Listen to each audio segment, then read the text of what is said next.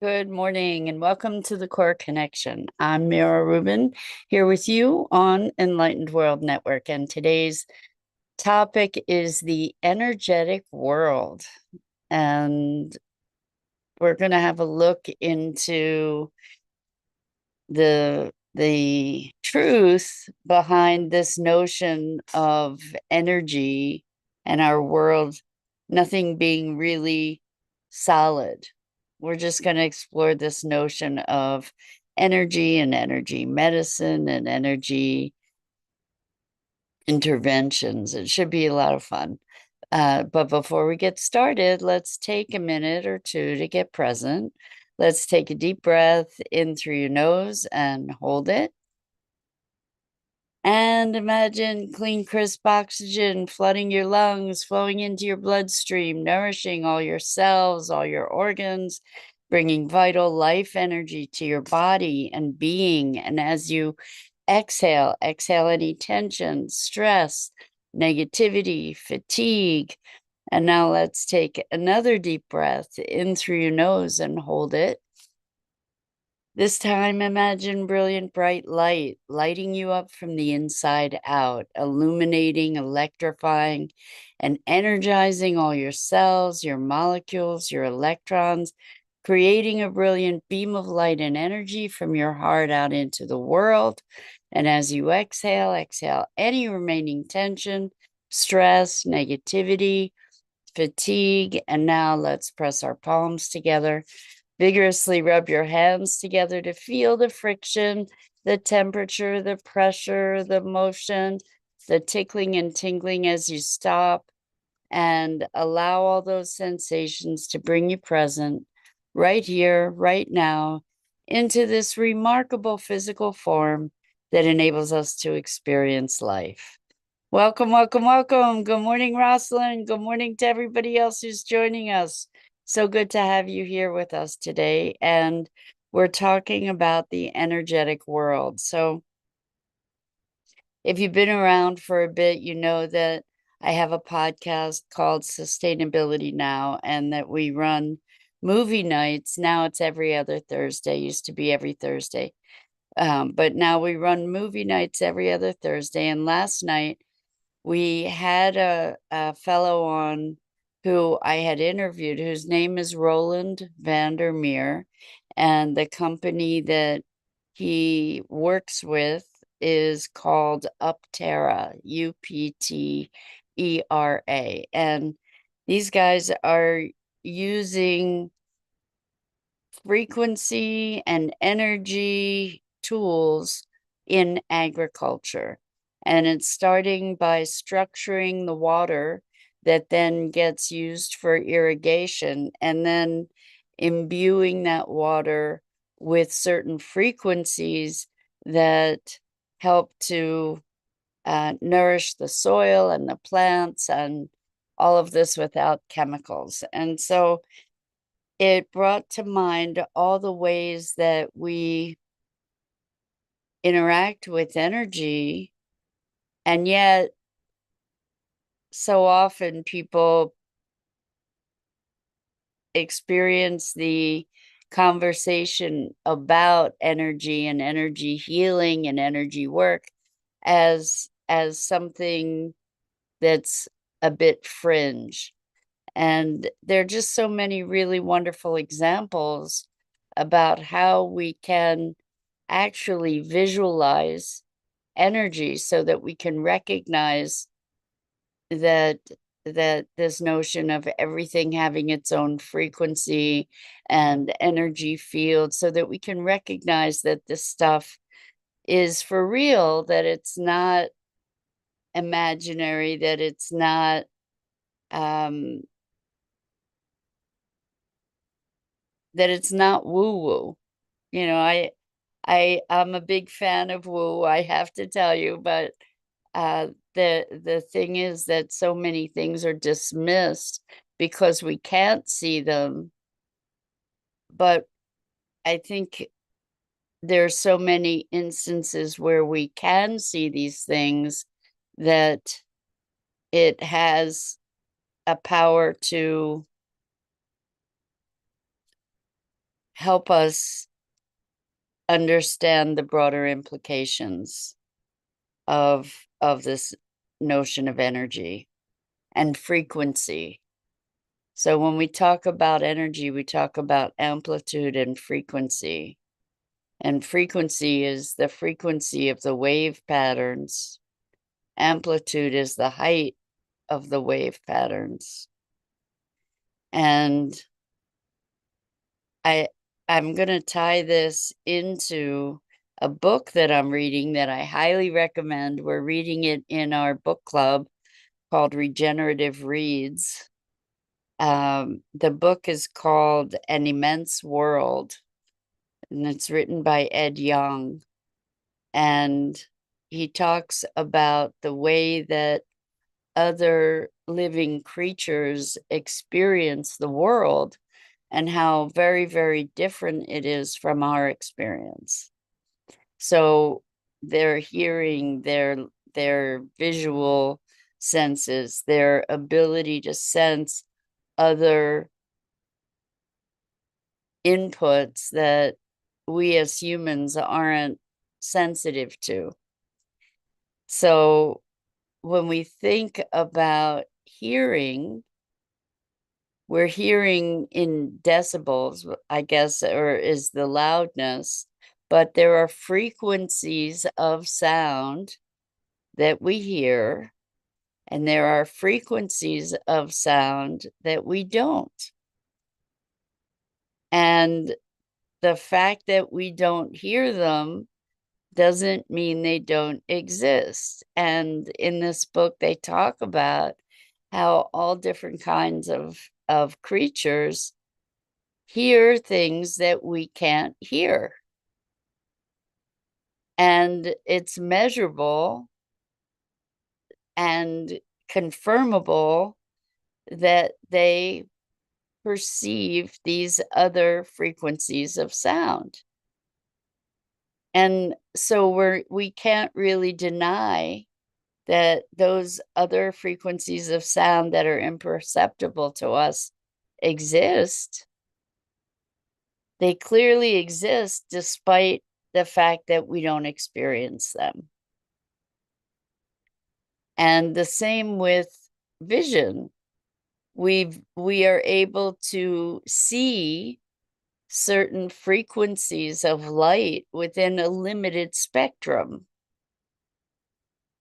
And that doesn't mean that that spectrum doesn't expand beyond the limits of our perceived sight. And in this book, again, The Immense Universe, or An Immense Universe, I think, he goes into description, explanation of other creatures and their sight abilities that supersede our own. So they're seeing other frequencies. So the point of this part of the conversation is really just to have us understand that although we think seeing is believing, there's all kinds of proof that there are things beyond our sight, beyond our sound, beyond our perception that undeniably exist, or at least as undeniably as anything else. So that's a start. And then there's this wonderful, I don't know if we call it science or area called cymatics. Cymatics are awesome. Cymatics is CYMATICS. And cymatics enables us to actually see frequency. So the way it works is that there's some kind of platen, like maybe a metal plate that might have sand or glass beads or some kind of granular substance on its surface. Although I think I've seen maybe with liquids as well, where they've done some work with that as well. But anyway, we're talking about a granular material small on this metal surface, and then a sound, a tone, a frequency is applied to the metal plate to vibrate it. And what happens is that these predictable patterns get generated on the plate that are all kinds of different geometries as in response to the sound or as a visualization of the sound. So it's pretty cool. It's pretty cool. And it brings to mind the walls of Jericho being brought down by the sound of a horn. That when matter vibrates at a certain harmonic frequency, it breaks apart. And an example of that is when, for instance, an opera singer or a singer meets a certain note, and there's crystal glass that they can shatter the glass with that note. Well, what's happening is that the frequency of the glass is meeting the frequency of that sound, and they're kind of vibrating in some kind of pattern together such that the glass just explodes. And we can see the same phenomena with, there was at least one instance of a bridge. I recall this was crazy, where the wind was blowing the bridge and there was sort of a harmonic, a sound that got created, and this solid bridge started swaying and collapsed. And you can find videos of that online also. And that's the impact of sound and frequency. So if you keep the bridge and the glass in mind, we can imagine that we can use sound to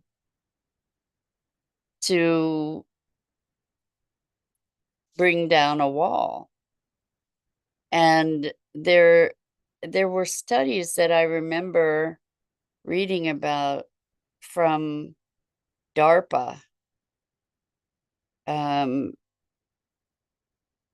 about the use of frequency in I think it was trying to incapacitate people, where they would blast a certain frequency and people would collapse. And so these are all ways that sound and frequency impact us, and examples that they're real, these frequencies. Another example is from that I remember from my days when I took an organic chemistry course, and there was a spectrometer or spectrophotometer. I think it was a spectrometer, but what it does is it analyzes a substance and it breaks it down into this spectral image that is represented in all these different color frequencies or colors, and the different colors that we perceive are different frequencies of light. So what it was doing was analyzing this physical substance based on light, or illustrating the character of the substance based on light. And if we think about microwaves and x-rays, and I'm trying to think of some other examples, but we have all these different TENS units that we use for physical therapy, where there's a frequency that's being generated that is having a physiological impact on our bodies and beings. So it shouldn't be, and homeopathy is sort of a different, it shouldn't be that big a stretch to be able to understand things like homeopathy, which is an energetic medicine, essentially, where you take a sampling of a substance that creates a certain effect that's similar to the dis-ease effect that you're trying to correct or balance, where it's the notion of like cures like. It's kind of the foundation of the notion behind vaccines, even, where you're taking a little bit of whatever the adjutant is and utilizing that to stimulate a physiological response that fights that adjutant. But the way that homeopathy works is that you take that particular substance and you dissolve it and dissolve it and dissolve it and dissolve it until there's really nothing left of the substance other than the energetic imprint that that substance has made on the water.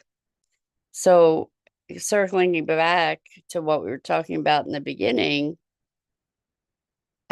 this Upterra organization is creating structured water, and water is a liquid crystal. We know that crystals hold information. We use crystals in radio transmission, and we use crystals in computer information storage. And so if we think about water as a liquid crystal, we know that it can hold information, and we see that through the work of Masaru Emoto and through the work of Veda Austin, where we can visualize water's intelligence or water's ability to reflect information, to carry and reflect information. So when we think about this programmable crystal and dissolving these substances and then diluting it and diluting it and diluting it till there's no physical trace of the substance, there's only the imprint, the energetic imprint of that substance in the water that remains, or whatever the substrate is that's being programmed or to hold that information, then that frequency, that energy of the homeopathic remedy works energetically with our body. So the same notion occurs when we are able, through energy medicine, to transmit a particular frequency to our body to create a balance or to create a balance within our body. So if it's targeted for a particular thing, like at a virus, then the virus will dissolve or explode. And there's a wonderful and fascinating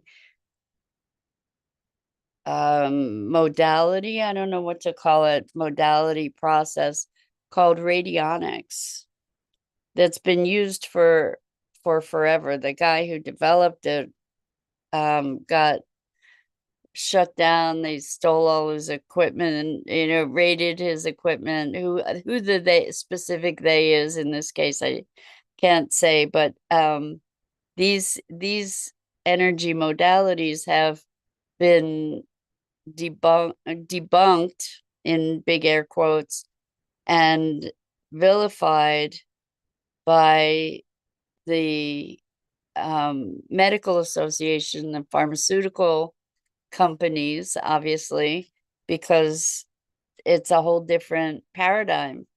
I don't remember if it was the turn of the century exactly or when, but homeopathics was a really prominent mode of treatment. And then the AMA rose and the FDA and the pharmaceutical industry essentially knocked them out of the competition, knocked homeopathy out of the competition, and has since been trying to eradicate alternative medicines that don't require lifetimes of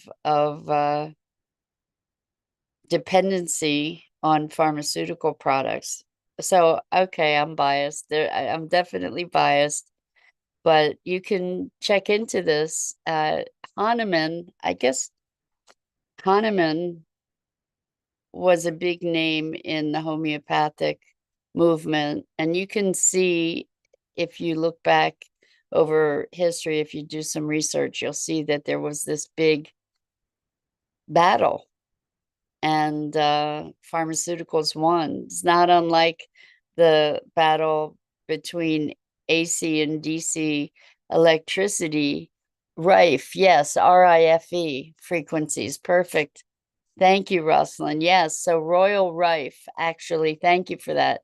Royal Rife was the guy who I think may have started radionics or discovered radionics.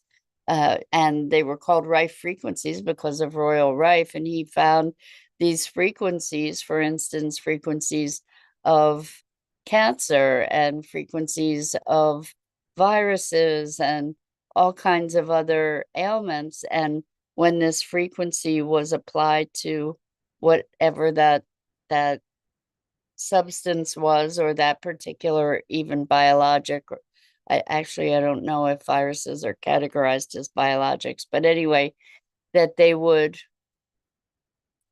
just dissolve, explode, fall apart, just like the bridge that we were talking about,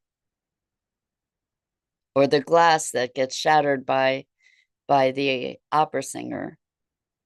And I think that when we recognize that we live in an energetic universe, it's so clear to understand that the future of our medicine and the future of our interventions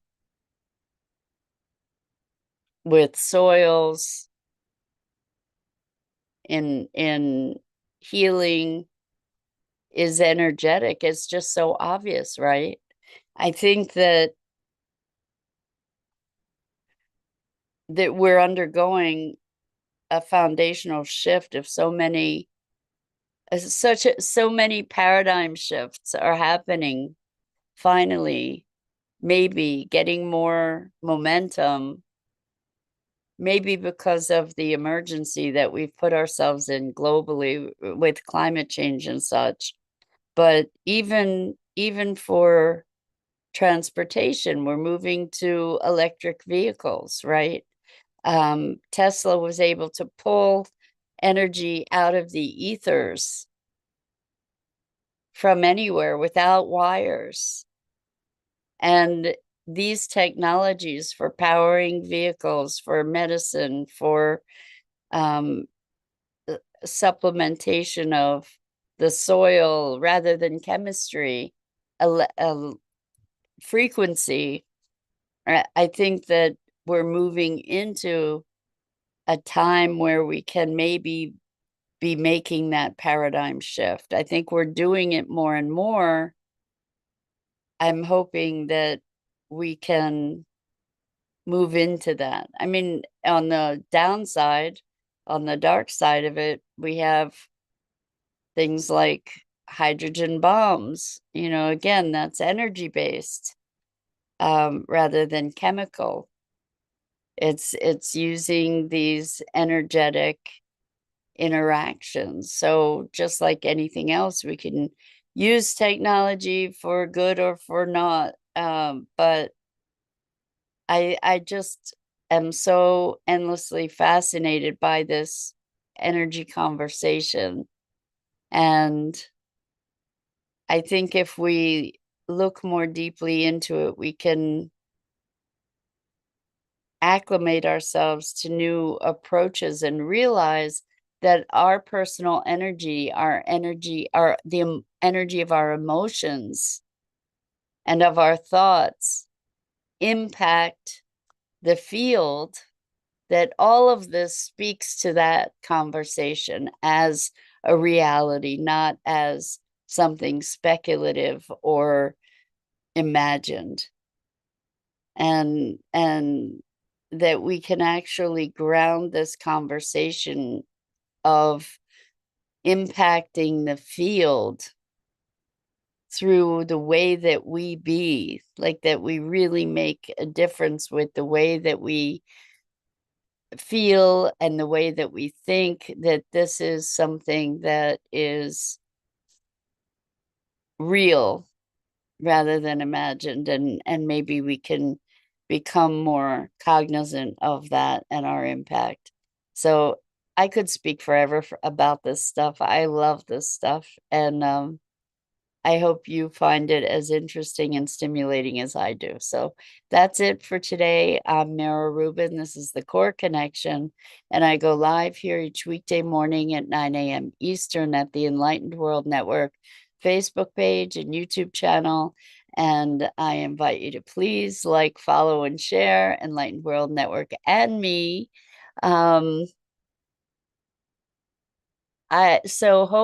Hope, welcome. So good to have you here. I'm not sure, I don't know what the Z app is. Um, I will look into it. Thank you for that. As always, it's such an opportunity and gift and privilege to spend this time with you and to have these conversations and these morning musings. And I just so appreciate you.